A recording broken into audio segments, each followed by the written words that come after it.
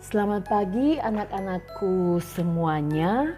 Bertemu lagi hari ini dalam pembelajaran tematik matematika dengan tema pengukuran panjang dengan satuan baku dan tidak baku. Ada beberapa jenis alat ukur baku dan tidak baku. Dalam pembelajaran video hari ini, anak-anak akan belajar tentang jenis-jenis pengukuran panjang, satuan baku, dan tidak baku.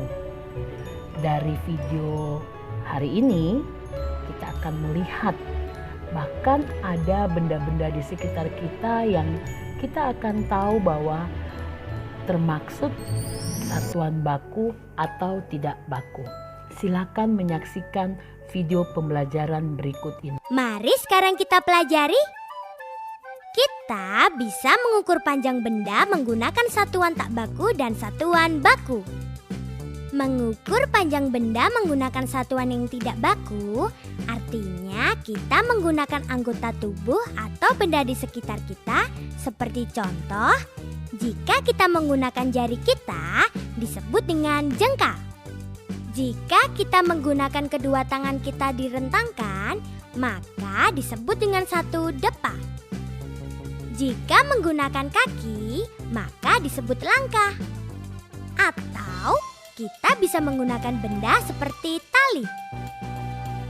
Mengukur panjang benda menggunakan satuan yang baku. Jika kita menggunakan satuan yang tidak baku, terkadang kita mendapati hasil yang kurang pasti. Karena panjang anggota tubuh setiap orang berbeda, maka dibuat alat ukur baku untuk memperoleh hasil pengukuran yang sama. Alat ukur baku yang dimaksud semisal meteran, penggaris, atau kaliper. Sehingga semua benda yang panjangnya 10 meter diukur siapa saja akan sama panjangnya 10 meter. Mari kita mempelajari tentang sentimeter menggunakan penggaris. Penggaris merupakan alat ukur baku. Pada bagian atasnya menunjukkan sentimeter. Sedangkan pada bagian bawah menunjukkan inci. Sekarang, mari kita mengukur pensil berikut. Pangkal pensil dihimpitkan dengan angka 0. Ternyata ujung pensil berhimpit dengan angka 8. Jadi panjang pensil adalah 8 cm. Bagaimana jika benda yang diukur lebih panjang daripada alat ukurmu? Kita contohkan mengukur tali sepatu berikut menggunakan penggaris yang panjangnya 30 cm. Himpitkan pangkal tali sepatu dengan angka 0 pada penggaris. Tandailah tali sepatu yang berhimpit dengan angka 30 pada penggaris. Lalu lanjutkan pengukuran sampai ujung tali sepatu. Kemudian jumlahkan seluruh hasil pengukuran 30 cm ditambah 20 cm sama dengan 50 cm. Jadi panjang tali sepatu adalah 50 cm. Jika hasil pengukuran cm mencapai angka 100, maka 100 cm sama dengan 1 meter. Selanjutnya 1 meter ditulis 1 m. Jadi misalkan 125 cm sama dengan 1 meter lebih 25 cm. Nah, kini kalian mengerti kan tentang satuan meter? Jika tadi jarak minimal untuk menonton televisi adalah sejauh 4 meter, berapa sentimeterkah itu? Nah, kali ini kalian belajar banyak. Kita dapat menemukan jenis-jenis alat pengukuran panjang yang baku dan yang tidak baku dalam kehidupan sehari-hari. Kita dapat menggunakan alat pengukuran tersebut sesuai dengan fungsi dan kegunaannya masing-masing. Saat ini Miss akan menjelaskan 4 alat pengukuran baku beserta fungsi dan kegunaannya. Yang pertama adalah penggaris. Penggaris dapat digunakan untuk mengukur panjang garis atau benda-benda yang ukurannya tidak terlalu panjang.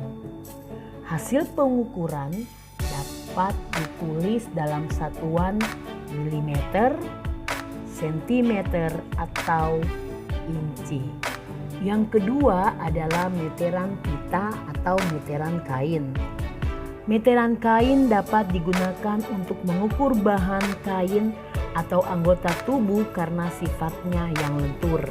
Hasil pengukuran ditulis dalam satuan sentimeter atau meter. Yang ketiga adalah meteran roll kecil. Meteran roll kecil digunakan oleh tukang kayu atau pekerja bangunan. Meteran ini biasanya menggunakan meteran roll kecil atau meteran saku karena bentuknya yang kecil dan mudah dibawa. Hasil pengukurannya sentimeter atau meter. Yang keempat, meteran roll besar. Meteran ini digunakan oleh pekerja bangunan untuk mengukur tanah atau lapangan yang berukuran besar. Hasil pengukuran ditulis dalam satuan sentimeter atau meter. Selain satuan meter dan sentimeter, masih ada beberapa satuan baku lainnya, seperti milimeter. Satuan baku dapat dinyatakan dalam satuan baku lainnya. Perhatikan antar satuan panjang berikut ini. 1 meter sama dengan 100 cm sama dengan 1000 mm. Dari antar satuan panjang ini, anak-anak dapat menyelesaikan Ayo Berlatih nomor 1 sampai nomor 10 pada halaman 20 buku Bupena 3B.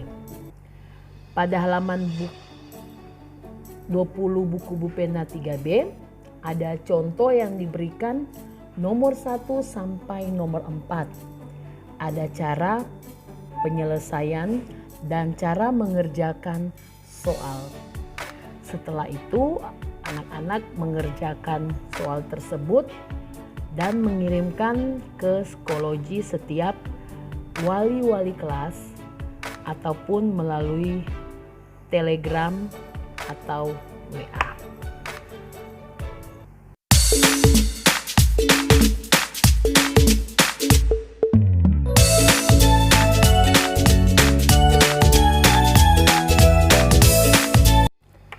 Demikianlah pembelajaran tematik hari ini. Kiranya anak-anak dapat mengerjakan tugas yang diberikan melalui buku Bupena 3B halaman 20. Tetap semangat belajar walaupun masih dari rumah, jaga kesehatan, dan teruslah berdoa untuk keadaan sampai hari ini. Terima kasih buat anak-anak semua. Tuhan Yesus memberkati kita semua dan selamat pagi.